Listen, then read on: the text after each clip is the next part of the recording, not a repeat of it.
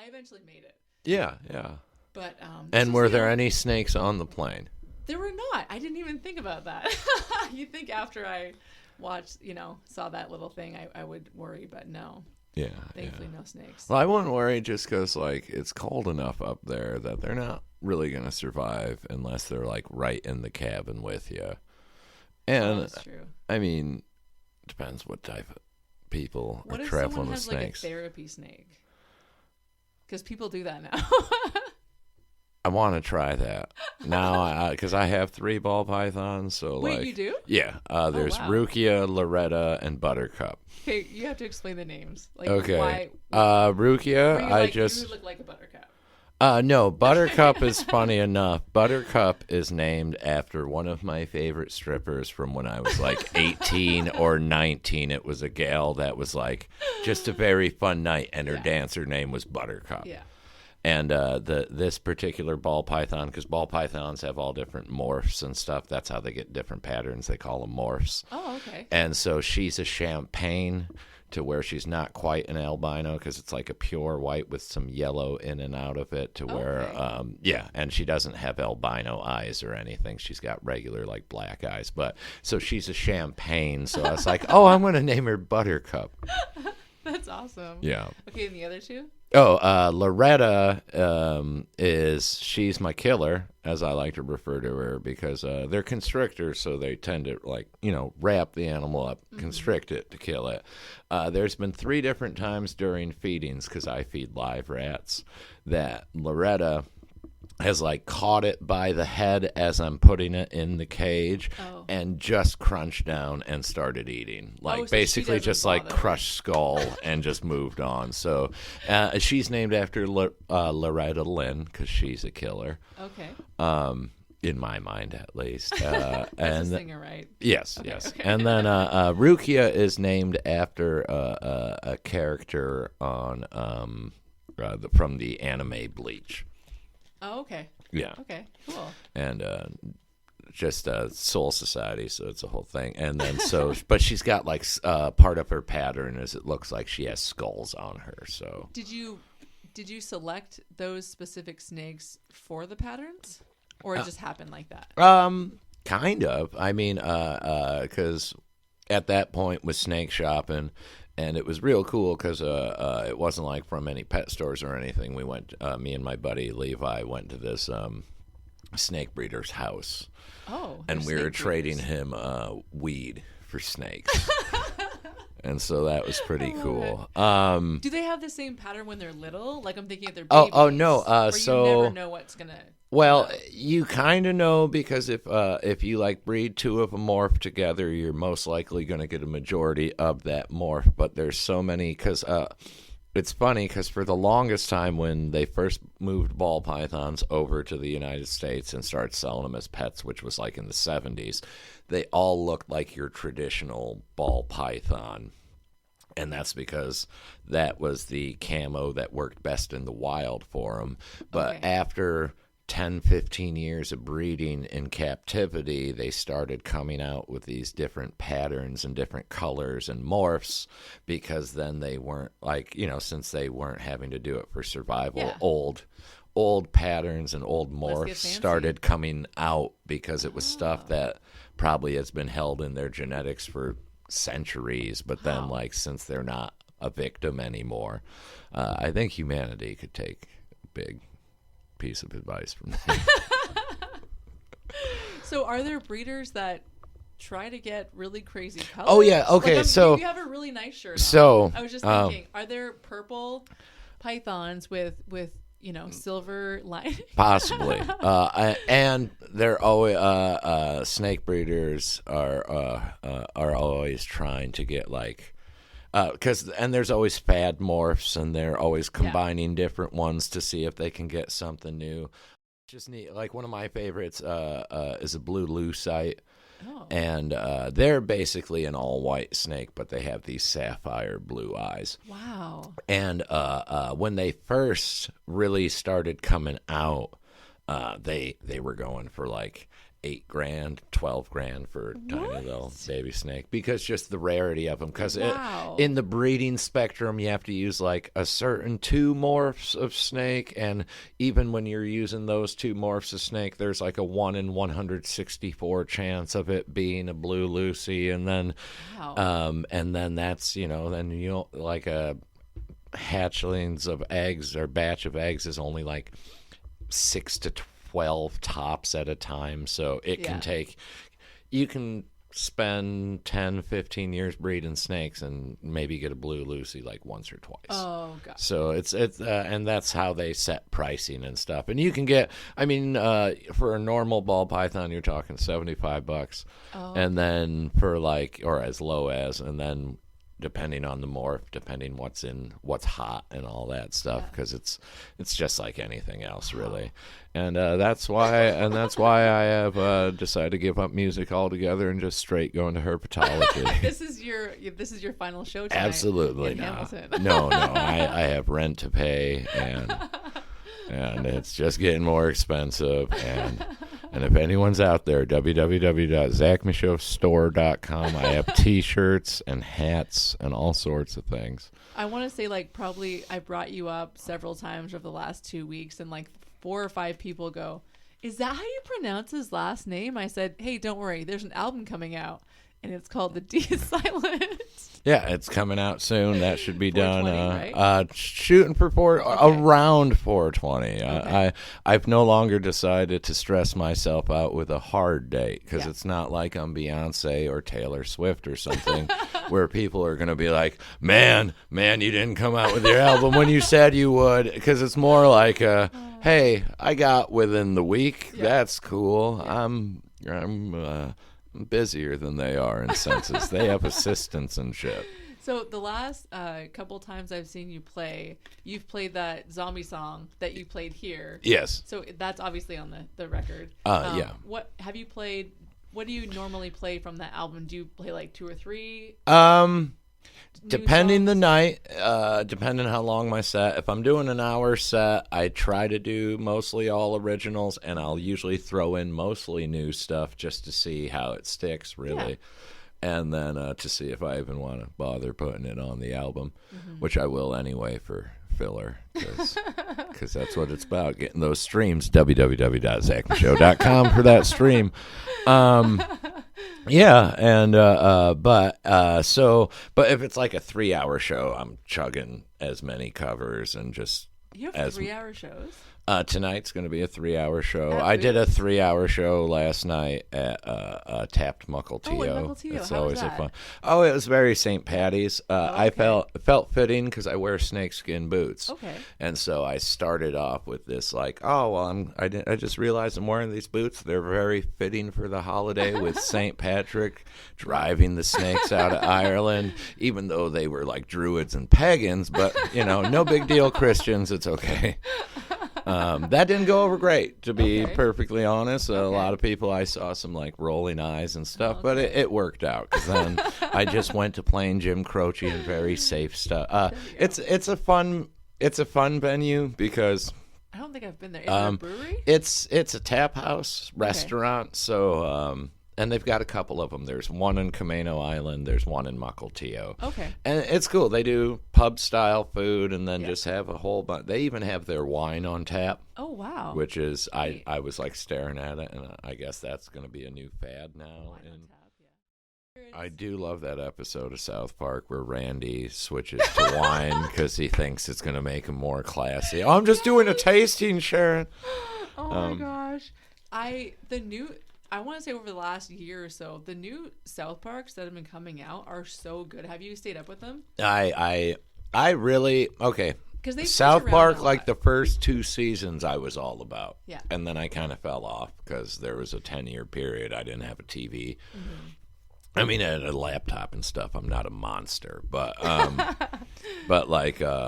so just did not keep up with it, and so I'd only catch like the Cock Magic episode is probably my favorite of all time.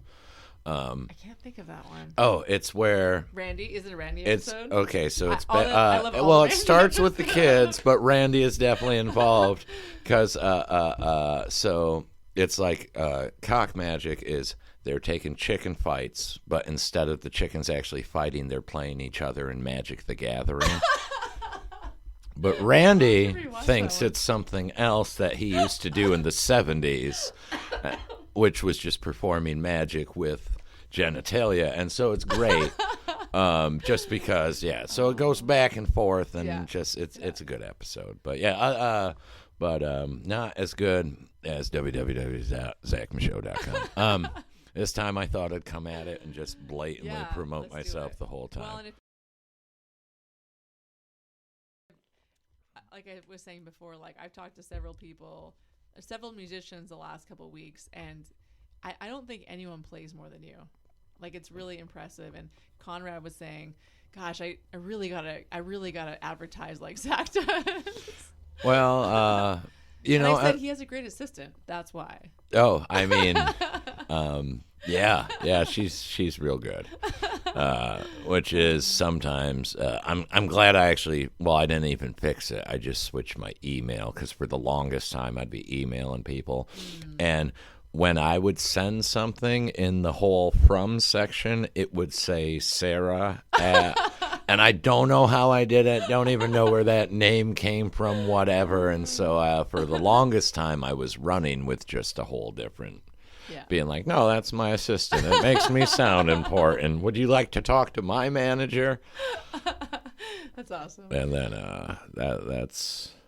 It's kind of, I've just been, trying to stay busy as possible. Got a couple next weekend, still up here in the north end of things, as I like to say. I'm down in Mount Vernon, and then on Friday, yes. Friday night at the Temperate Habits. Is that an all-ages place? I think it is. It's like a restaurant pub? I don't know if it's I'll have all to check ages. it out, just because my daughter really wants to come, so. I don't. And then the Conway Pub on Saturday night on the 25th. I'll be there. And I saw that was all ages until 9. Until 9, yeah, well.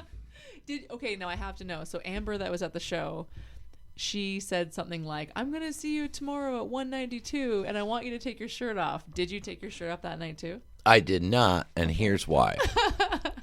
There was 5 tables, and all of the tables had kids at them. Oh. And then they walked in, and I even made an announcement right as they walked in, being like, hey, I know I told you yesterday I'd take my shirt off, but there's kids here, and I don't take my shirt off in front of... Well, and she's a mom. She understands. Yeah. Oh, no. They stormed out. They were very upset. I think they threw things at me, if I remember correctly, which I don't, because I was hit in the head with something, and... Awesome. Suffer from CTE just like Chris Rock does. Do you really suffer from that? No, okay. no. I not that I know of. I mean, no, I'm good at not suffering from medical ailments because I tend to ignore them. I'm good at that.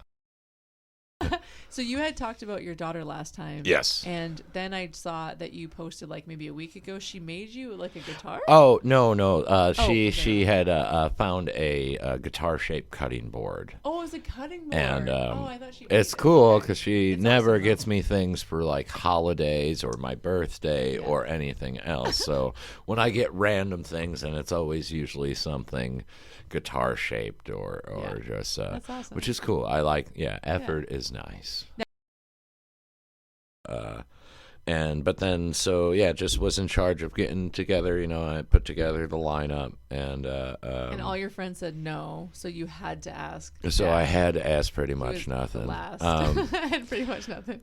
Oh no, Jack had to because he has marital obligations. Right, we talked about this last time. Yeah, you guys got married in Toronto. In front of Drake's house. In front of Drake's house. Yeah. Right. How long ago was this? I can't quite say because we're going to be working on redoing our wedding vows. Oh. Once again, we're working on trying to get to Drake's house again, so we've got to do some fundraiser shows. But I believe we have plans for a public wedding at some point, and we're going to be stay tuned because it's probably going to be at this happy place that we discussed. Awesome spot up in Bellingham. Look into it if you have an event that you're looking for a cool spot to. Now, who's going to be the bride? You or Jack? I don't know because if he says he's going to wear the dress, I'm still wearing the dress. If he's Yeah. going tux, I might go tux. We still haven't like worked out all those details yet, Yeah. but we're both in neither at the same time. Okay. Because I don't want to speak for him while he's not here, because with our marriage counselor, he's been saying that's one of the problems we've been having. And you're playing the Hub in April. April 14th. Awesome. Yes, I Yeah. will be at the Hub up in Concrete, Washington. Nice. Have you rented out the Lincoln Theater before? Have you ever done a show No. there? Is that in the works? The one time I ever sat on stage at the Lincoln Theater was for a Skagit's Got Talent event, which was like a big talent like show. America's Got Talent? No, Skagit? but Skagit style. Okay. And it was interesting. It was, I think, 2006 or 2007. Okay. And well, the category I was in, due to my age range, they put me in with basically I was competing with like kids and animals and stuff, and you can't compete with those at talent shows. It's not fair. Baby Gramps once said that. He's like, oh, if you're ever in a competition and there's like kids or animals involved, you're screwed. And he was right, every single word of it.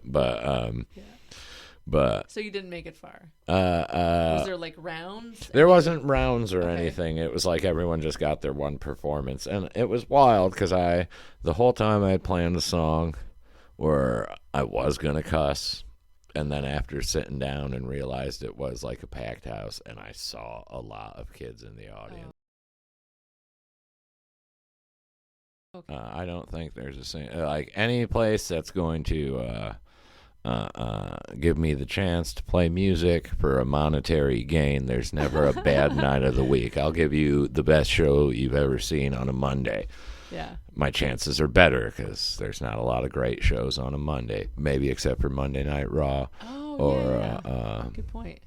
Like Jack just had a show Thursday. I was working my other job too, and it was the 316 celebration of Steve Austin Day. Yeah, Right. I was pretty. I tried to celebrate, so I gave my boss a stunner. What's a stunner? It's where you kick him in the gut, and then you get him in like a headlock and drop to the ground. Wrestling move. So they didn't like it that much. I almost got fired. It was a thing. I was just so into it, though. Did you grow up watching wrestling? Yes, I still do to this day. Oh, it's do you? like one of my favorite things on TV. I always love when people like talk about how it's fake. Like that's going to like faze me, being like, "Wow, so have you ever watched TV or a movie? Do you think Keeping Up with the Kardashians is real? Like that's not real." Have you been to Canada at all? I've been to Montreal. I've been to Toronto. I've Just never been to visiting, or- Western Canada. Always just okay. Eastern Canada. You know you're 90 minutes south of Western Canada right now. Yeah, but like Okay. I also have a thing against islands and places that start with a V. I've also like only been to Virginia like once, and it was weird. Well, this chat is over. Just kidding.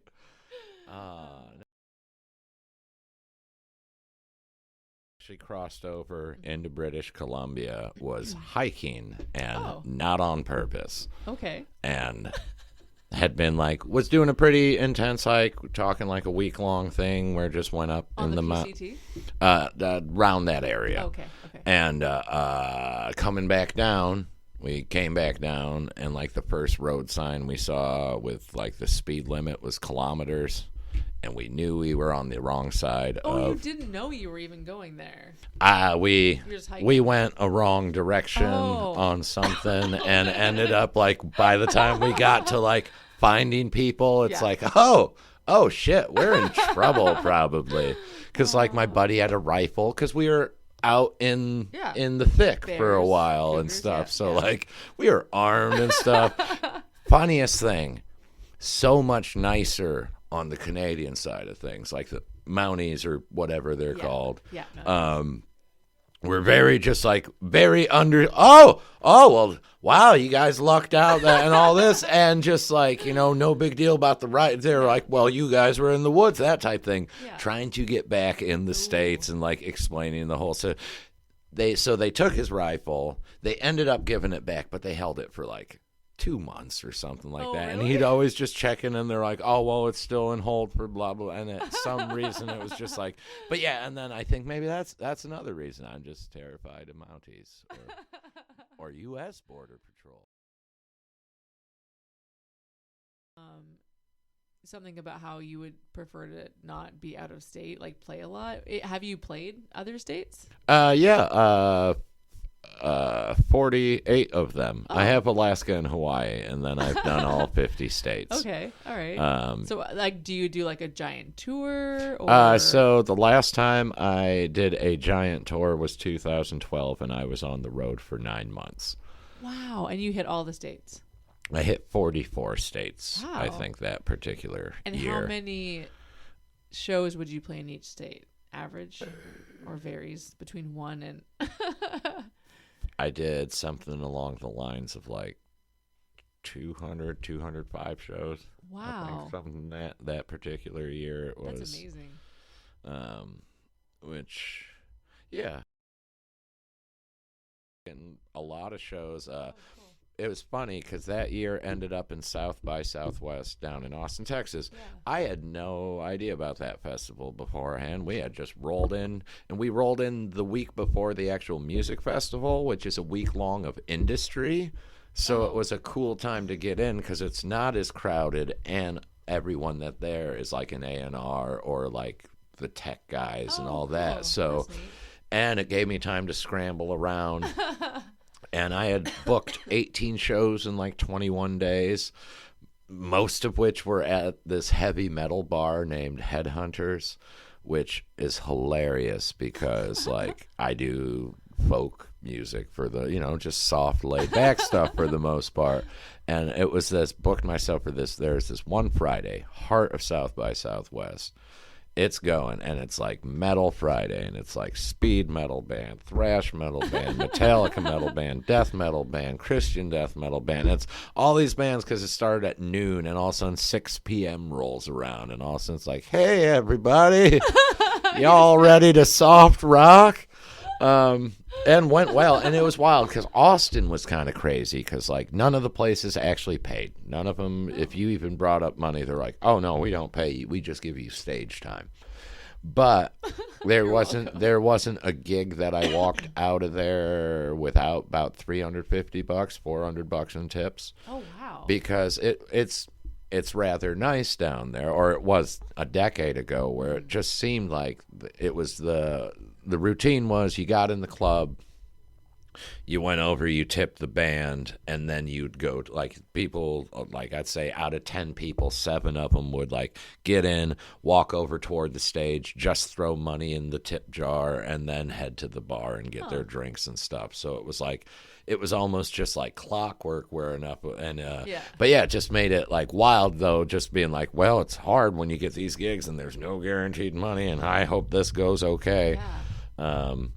Because I try to book for the most part with some sort of guarantee, because it's nice to get paid for work. Otherwise, that's slave labor. And so how did they react to your type of music? It was a good set. I immediately went to my dirtiest of dirty songs and did a bunch of smut and just was like, because I was only playing for like half hour, 40 minutes. So, so it was good in the sense, just like, no, it was a big metalhead crowd. I'm pretty good with crowd work as far as just like put me in a room, let me read the room for a minute. I'm going to be able to adjust my show to however it needs to be. So you don't necessarily write a set list. I haven't written a set list in like 10 years, 12 years. Wow. Okay. I don't. There'll be times that I do, and then I never break. Now, you have a show in Hamilton. Yes, Boots Bar and Grill here, coming up around probably 9 o'clock. Yes. So, it's going to be fun. Have you played Boots before? It's the last time I actually played Boots was, I'm going to say 2013 or 2014, and I was sitting in with country singer Jesse Taylor. So I believe it's a different owner and just probably a whole different vibe. Yeah, I imagine. Haven't been out there in a while. Excited to get out there. It should be a good time. I was going to probably play 7, 8 songs and leave. But over the play them span really of slow. 3 hours, it's gonna. So we talked about this last time. Your sobriety date is just after mine, because mine's July 27th, and it will be 6 years. Yes. And yours is October 26th. Right. Yeah.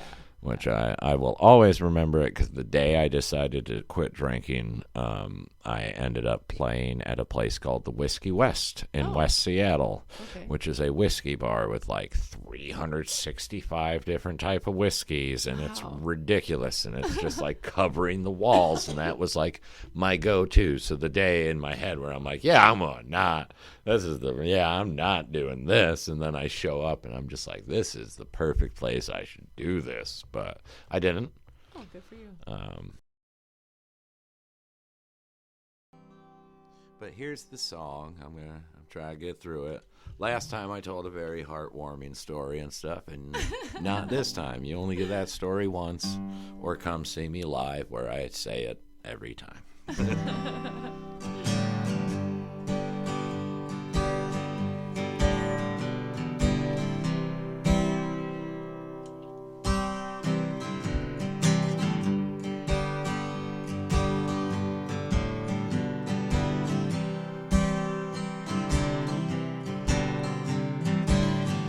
Never thought about the bottom till I couldn't reach the top.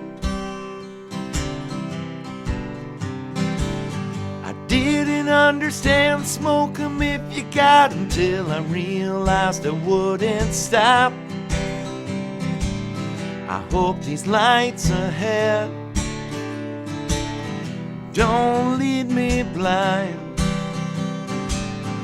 Pretty sure if I wake up in the morning I'll be fine. And I've got Tucson on my mind. Another place, another time.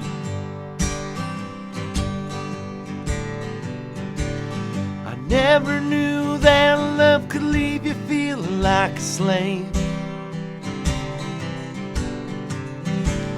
I didn't understand the thoughts of a coward till I needed to be brave. So many miles ahead, and even more behind. I figure that's the price in the game of life. And I've got Tucson on my mind. Another place, another time.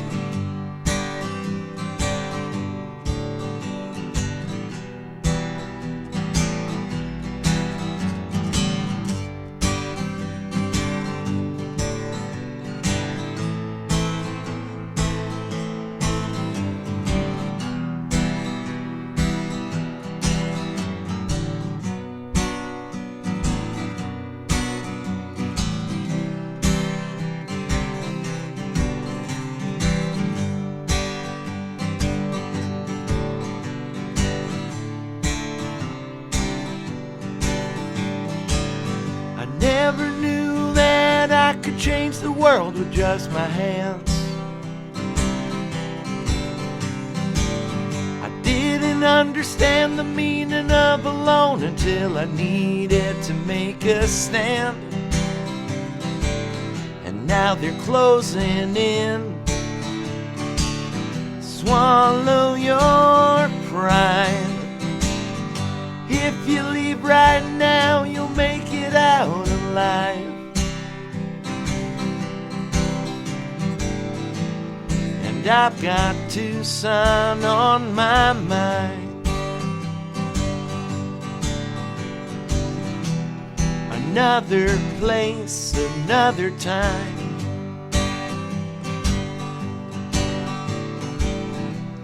Another place, another time.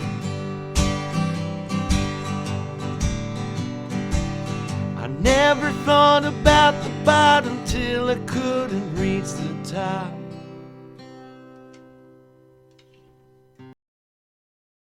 I think Jack stopped following me for a while because he's like, you post a lot about all your shows and stuff, and it's like I don't want to share what I had for dinner or any. I used to be a little more like social in my social media, and it didn't work out for me. Yeah. So now I try to keep it the best I can to just music stuff, because if you really want to know the real me, listen to this podcast. Listen to the podcast. Go buy a drink at the Hub Tavern. Did you bring up this issue with Jack in your couples therapy? I will. Oh, okay. I will. Okay. I tend to hold. If I'm being honest, he's the high maintenance one of the two of us when it comes to this relationship. I am just happy to have someone that loves me, and and lucky enough, he's got a really weak left hook, so I end up all right. I think we should end on that. Okay, sounds good. Thanks, Zach. Thank you. www.zachmichaud.com or www.zachmichaudstore.com for all your merchandise needs. And if that's tough to spell, I'll link all of this in the description. All right, thanks.